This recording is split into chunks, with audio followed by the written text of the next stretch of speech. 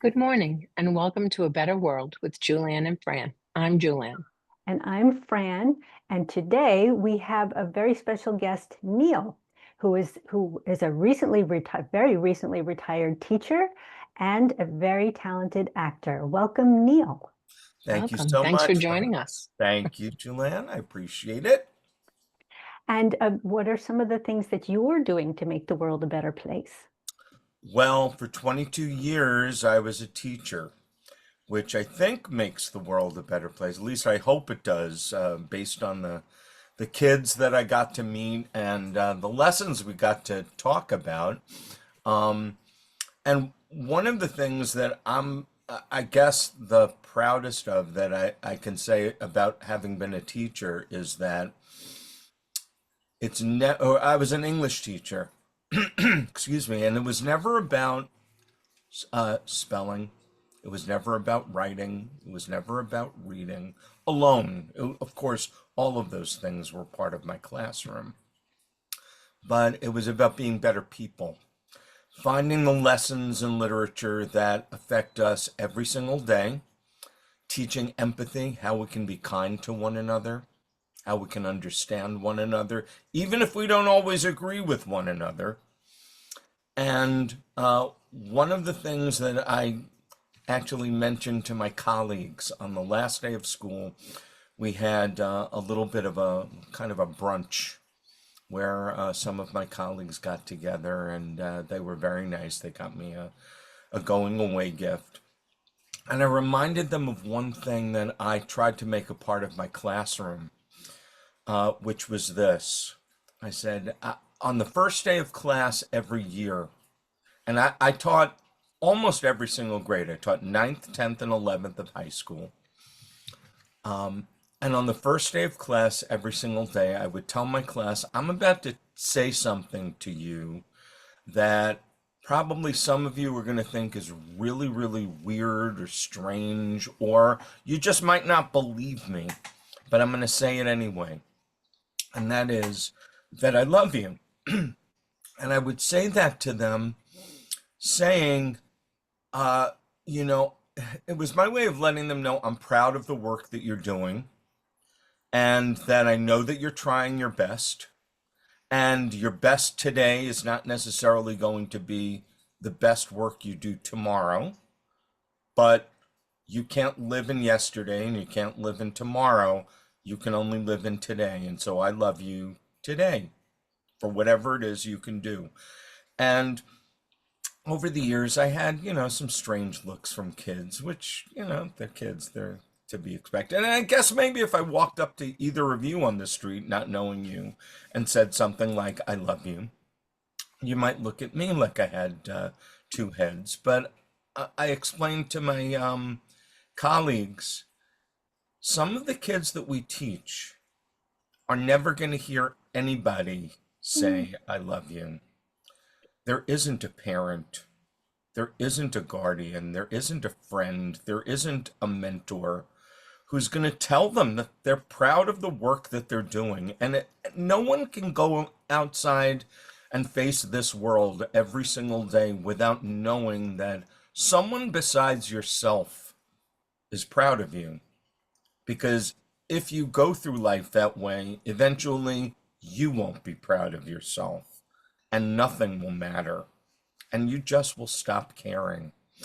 So that's what I did, and I reminded them of that on the very last day of class. And I'm not gonna lie to you, there were some tears because some of them said it back, and that Oh, was very That's nice. nice. Yeah, That is nice. That's a great way to start every year. I isn't can it? I imagine wish. that you've touched a lot of people. Yeah, I wish. Well, I you know what wish I mean. more teachers would do that. I also wish more parents would do that.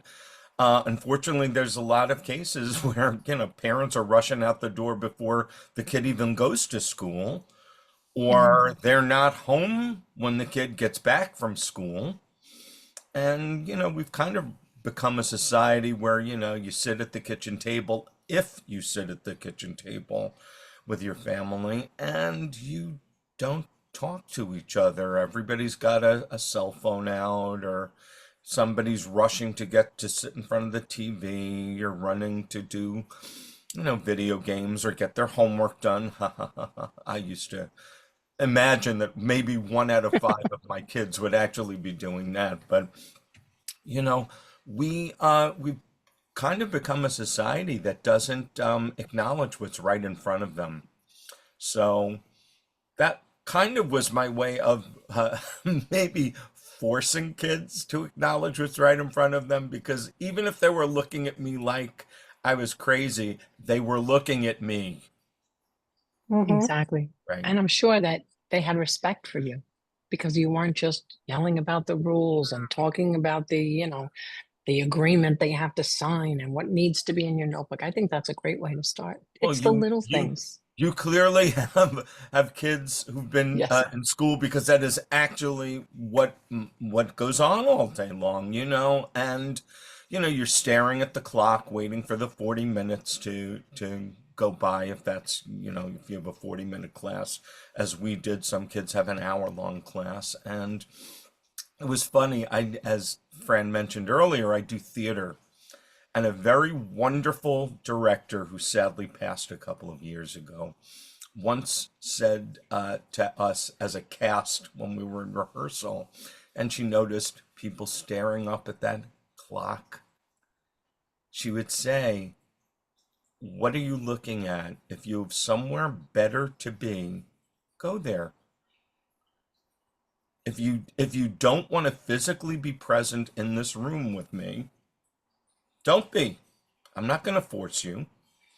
And as Fran, in college we did theater together.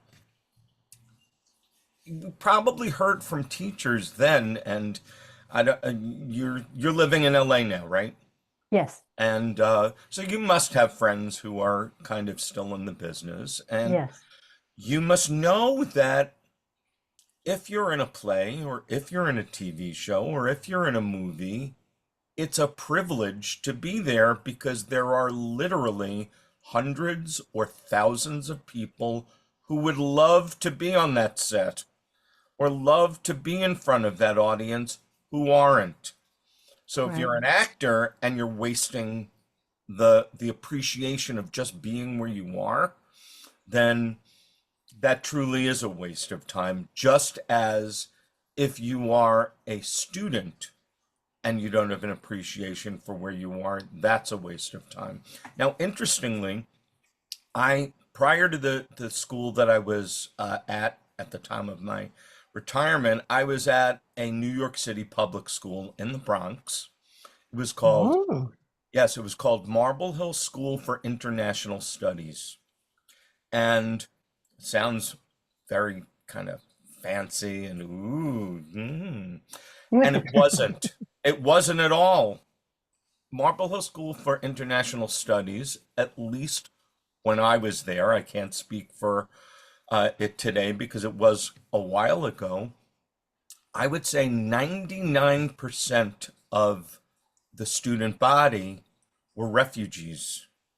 They were oh, kids from all over the world whose families had gotten them to escape to a better wow. life, right? Kids who would have otherwise either been killed or inducted as child soldiers. Yeah. Um, and they had an appreciation for being in a classroom because they knew what the alternative was. I don't think many kids today do have an appreciation for being in Anything. a, being well, no, no, no. I don't want to. That's hyperbole. Sorry, got to stick Yes, yes, that in yes, as yes, yes, an English yes. teacher. But they don't have an appreciation for the fact that they're being given an opportunity that many others don't get. And you know what? It's not so long ago that I myself was a student. Literally, I know I'm an old guy, but I was a change of career uh, teacher. So I had a few careers before I got into the front of the classroom. And part of that was being in a college class as, I will nicely say, a mature adult. So there I was, sitting in a classroom surrounded by kids who had just finished college, which I guess made them, I guess, around 22 maybe. And I was literally double their age or more. And I would look around the classroom and I would see the habits that they had and see the way that they behaved. And this was, going for my master's degree in education. And I'm thinking to myself, you're a terrible student. How are you going to be a good teacher? And I would, that's Tom. Hi, Hello, Tom. Tom. And I would think to myself, you're going to be an accountant. You're going to be a librarian. You're going to get a job in daddy's company, aren't you? Because I knew that they didn't have the wherewithal to make it in front of a classroom. I hope that doesn't sound mean-spirited. I was just being honest that, if you can't focus for your 40 minutes or have an appreciation for what it is you're being taught and who it is that's standing in front of you, and the fact that the person standing in front of you lived a life to bring them to the front of that classroom, right? One of the great things that I used to do with my ninth graders, one of our pieces of literature that we read was To Kill a Mockingbird. And there's that wonderful quote from Atticus Finch that says, you never really know somebody until you've stepped into and lived in their skin. And I would constantly say to my kids, before you judge anybody, try to imagine what it is that they're carrying into the room with them, because we all carry baggage with us, right? And we don't know what it is. Maybe somebody just got up on the wrong side of the bed. Maybe somebody's dealing with illness. Maybe somebody is dealing with family issues that they just don't feel comfortable talking about, or that they're not even aware that they're not talking about it, but they're holding it inside themselves. Have empathy, have understanding, even for the things you don't know about. Have understanding for the things that you don't understand. It's kind of funny because we live in a world where many people around the world have faith, right? A religious faith, faith that can never be proven, right? You don't know, is there a heaven? Is there a hell? Is there a God? Whatever. But you live your life saying, if there are these things, and if there are rules that we can live by to make everybody happier, nicer, better, let's do it. So if you can live according to the things that you don't know about in faith, can't you give the same grace to the people you run into on the subway? The same people who are sitting to your left and right in the classroom. How about this? I would say to them, because part of the story of To Kill a Mockingbird is that at the very beginning, there's a very, very young teacher. It's literally her first job. And she's maybe 22, 23, and she does everything wrong. She tells the kids, you can't have your parents teach you how to read or write. That's my job. And if you do that, I'm going to punish you. And she shames some kids because they don't have money to go have lunch. But she learns over the course of the year how to be a better teacher. And the kids over the course of a year learn to have grace, to know on the first day of your new job, you don't have to be perfect. And if somebody comes into my community who's different, I can give them a little bit of grace knowing that they don't know what my community does and what my community expects. So I used to find a lot of really, really important life lessons, far more important than, as I said, the grammar, the spelling, although I did kind of knock them down with vocabulary. I was the old school teacher who used to give a vocabulary quiz every year. I'm sorry, every week, and at the end of the year, um, we had a list of 200 new words. And so, in addition to a regular final exam, I would also give them a vocabulary test that had all 200 words on it. And they were expected to remember them because I would say vocabulary is in your toolbox, isn't it? How do you communicate with one another if you don't have words? If you can't express yourself, you're left in the dust. So it, don't look at this as a test of skill. Instead, congratulate yourselves on what you learned. I also would say to them things like, and again, I think they thought I was maybe a little nuts. I would say to them something like, because I had I taught honors classes and I taught Regents levels classes. The Regents level, not quite as tough, not quite as fast paced. And the kids would, look at me and say, do we really need to learn all of this? And I'm like, well, you need to learn whatever you need to learn.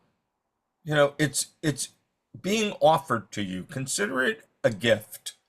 You don't necessarily think about what a teacher gives you as a gift, but it's being offered. Take it, don't take it. You may regret not accepting the gift later.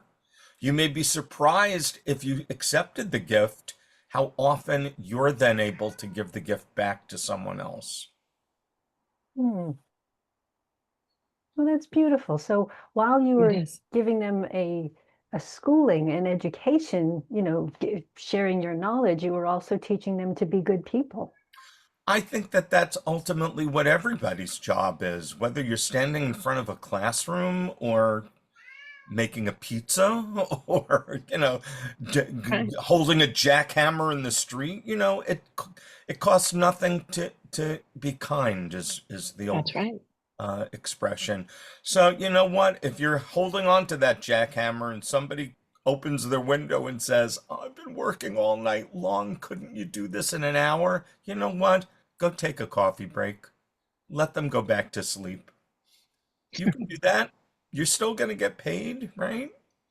So I think no matter what we do, there's always a way to supply kindness to others. And I agree. ultimately, that's all we can do for the time that we're here. Yes, absolutely. And I think that's a beautiful way to go about living. Before you joined us, Julann was telling a wonderful story. She was in Costco recently. And could you tell the story again, Jewel? Sure. I was in Costco yesterday and I had a basket full of items and I was putting them on the conveyor belt and I turned and the woman behind me had one item. So I said, "Oh, you go ahead. You only have one." She said, "Oh, no, no." I said, "Oh, it's okay. I have a basket full. It's fine. You can go." And the woman, there are two people working the register at Costco. One rings and the other one puts the stuff in the wagon. She was like, she made the biggest deal. She said, "Oh my God, that was the nicest thing I saw. You only see that at Christmas." And it's Oh sad. no. Yeah, it's sad. And all of the things that you said are wonderful. And you did make the world a better place. And I'm sure you're going to continue to do that. And I just wish more of that was done in the younger grades. They so many times there are standardized tests or changing the curriculum, and these teachers are under so much pressure. And some teachers go into the job because they want summers off, not because they love kids or that they want to make a difference.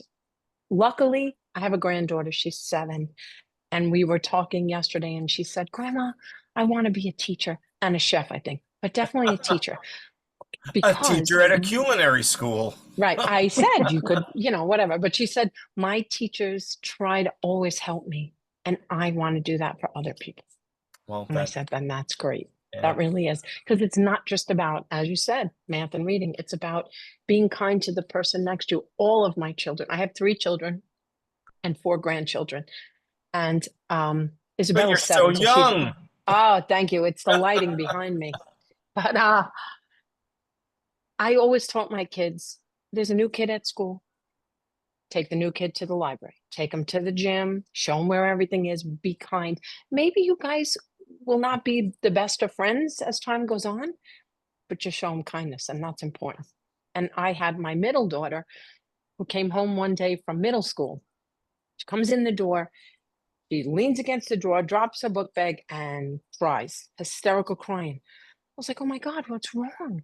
And she said, the kids were making fun of, I don't remember the kid's name. The kids were making fun of Tommy on the bus, and I stuck up for him. I said, so why are you crying? She goes, I don't even like that kid. So I said, yeah. Well, but he probably likes her now. No. It's funny. I used to teach one of the pieces of literature that I'm going book by book now through everything I ever taught. I used to teach Cyrano de Bergerac, which I think is a beautiful story. And I think maybe I was the only one in my grade that taught this play. But in order to understand the time of Cyrano, I did something called the Cyrano Project. And one of the things that I asked my kids to do was to take each aspect of chivalry, which, incorporates things like loyalty and nobility and bravery and all of these other things. So, like, for example, nobility was the actual true meaning of nobility is willpower, the ability to give something up that you love to do. And some of them, I would say things like, can you go 24 hours without your cell phone? And if you did, what would your life look like? And they'd have to actually do that. And they would then write a journal entry about what it is that I filled my day with, that I wasn't looking down like this. I was looking up and encountering things, right? And the other thing that I kind of included within this was loyalty, which was, you don't have to just be loyal to a friend or a family member or a nation. You can be loyal to people you don't know. So I would say to them things like, because in our school, you could walk through the cafeteria and you would see a kid sitting alone at a table. Or in between classes, if somebody didn't have somewhere to go, they might actually sit on the staircase. We had like little alcoves on the staircases, and they would just like lean against the wall and sit alone. And I would say to them, guys, if you see somebody who's alone, would it be terrible for you to just go over and say hello? Introduce yourself, start a conversation. You don't have to become best friends, but for that moment, you can talk to them. What would that do to your day? I always go to that what if. What would it do if you did this? And I think those are the moments that teachers find the most, that students experience things that maybe they never thought of before, which again, I'm sorry to keep beating a dead horse here. It's not in a textbook. It's an experience, right? So reach out to people you don't know. It's the same idea as if you're on a crowded bus, you're allowed to offer your seat to somebody you don't know if they're older or sick or pregnant, or, whatever it is. You can be nice to people you don't know. You don't have to just be nice to the people whose names are You do know. familiar to you. So, yeah. How do we get the message out? This is the thing that you want. It's so, well, I think it's so easy to be kind to someone, hold a door, say, God bless you. I said, God bless you too in Costco. A woman Right. sneezed. She was, no, yesterday here up in PA. I'm in PA. I'm from Brooklyn, Okay. just like you guys. And Yeah. I live in Rockland County, but I was in the supermarket and a woman was getting ice and she was holding her dog. And not that this is all relevant, but that's a backstory. And she sneezed. And I said, God bless you. And as I said, God bless you to the woman across from me, my husband makes fun of me. I say, God bless you to everyone. But a Whether woman they came, sneeze or not. not only, but I do think God bless you, like the lady Right. at church today. But a woman was walking down the aisle and she said, oh, thank you, but I didn't sneeze. I thought that was so funny. I No, just smiled I'm because, just I'm like, curious. Have you ever had an experience where somebody sneezed and you said, God bless you, and they say, I don't believe in God? no. And I wish, because I would have a great conversation. I think. I don't know. It's never happened to me before, but I would say, oh, that's unfortunate. And it doesn't have to be God, but Or you don't even have to turn it political or religious. You could just say it's right, just to being a believe in nice thing to something. do. Yeah, Or that the phrase God bless you simply means I'm wishing that whatever it is that's making you sneeze doesn't get worse. goes away. Right. Whatever. Listen, I can't spend my days teaching all of these people. Just say thank you and keep walking. You know what I mean? Or don't say anything. Neither can I. It's That's okay. why I retired. See, this is it. This is what I tell my sister. Do you want to be right or do you want to be happy? You know, it's not my job. I'm reading a great book. It's not my job to correct and change it. Yes, my children, of course, and I can't help it. My oldest is 40 and still I'm annoying, but that's okay. That's my job. They're good people. I know they're good people. They do the right thing. They're kind and generous and thoughtful. And now my grandchildren are the same way. I've got a 3-year-old grandson. Well, he's going to be 3 next week. Thank you very much. No, thank you, Grandma. It's a big deal. We went to the doctor yesterday. He was crying. No, doctor, no, doctor. When the doctor was finished, he said, thank you so much. You had to see this man. He was so happy that even though the kid was crying, he said, thank you. It changed his whole day. It did. His face lit up. Just little things that you can do to make the world a Well, better then place. you must feel really good because you know that you did a good job raising your child, who then did a good job raising their child. So Yeah, kindness is it's true. generational, I guess, maybe. Yeah. My granddaughter did say, my sister came up last week and she lives in Brooklyn still. And she came up and she was leaving and we walked around and she says, Grandma, she's really nice. Momo, she's really nice. She's like you. Your parents must have been really good people. See? Hmm. And that's how we become immortal, isn't it? Yeah. Long past when we are gone, when the ways we treated others live on beyond us, that makes us immortal. Yes, Well, absolutely. Well, Neil, it has been just absolutely heartwarming speaking to it you has. and hearing Thanks for what making you, me cry. yeah, really listening to what you're doing and knowing that you are, in addition to the knowledge that you are instilling these students with, you're helping them live better lives. And that's really, really heartwarming. And I know that you are also an actor I and am. a very talented actor. Oh, And stop it. You're only saying that because it's true. And modest. Don't forget modest. is that when people want to contact you because they want to, have you in their plays and movies Call and my agent. okay. No, I don't have an agent. I don't have an agent. All right. Well, do you have a website or anything? I'm actually on IMDb. Oh, yay. Oh, very So, nice. yes, you can check out my credits if you want. And yeah, I guess you could contact me through there. Yeah. All right. May I ask a question, Neil? If there was Yeah. one thing that you would want the people listening to take away, one takeaway from today, what would it be? It would be kindness costs nothing, so give it away freely. That's excellent. Absolutely, right? And Thank you. I'm assuming then that we're wrapping up our time together. We are, unless you'd like to We share are. more. No, but before I go, I did want to say to you, I love you both. I love Oh, you. thank you. We love you too. This was awesome. Thank you. Yes. And for those who want to contact Neil, his name is spelled Neil. See? See, Mhm. Schleifer. Oh, I love you. Even my students Excellent. couldn't spell it correctly on a paper. Well, I have a lot of trouble with O'Brien. A lot of people reverse the I and the E, or they call me O'Brain or something like that. Oh my Well, you're goodness. an O'Brien, IE. I.E. There are also O'Briens who are IA. Yes, there are.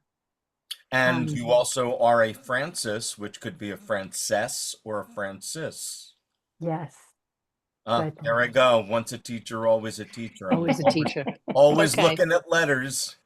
and I also think even as an actor, a lot of times you're being a teacher, especially if you're doing like historical pieces or, pieces where you're teaching the audience something they might not have known coming in. That's still being a teacher but you're Well, performing it. one of the classes I taught was theater arts, and we would do things like look at a single line of dialogue and look at how by stressing a different word each time in the sentence, you affect either the meaning of the sentence or the attitude of the sentence. And so, absolutely, the wonderful thing that I'm sure you recognize is that as an actor or actress, you're there are so many different interpretations. And so whatever your interpretation is, it becomes unique.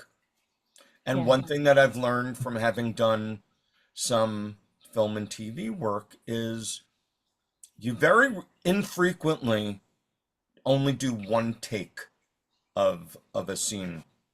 So if you're given the, again, opportunity, if you're given the opportunity to do something more than once, why not change it every time?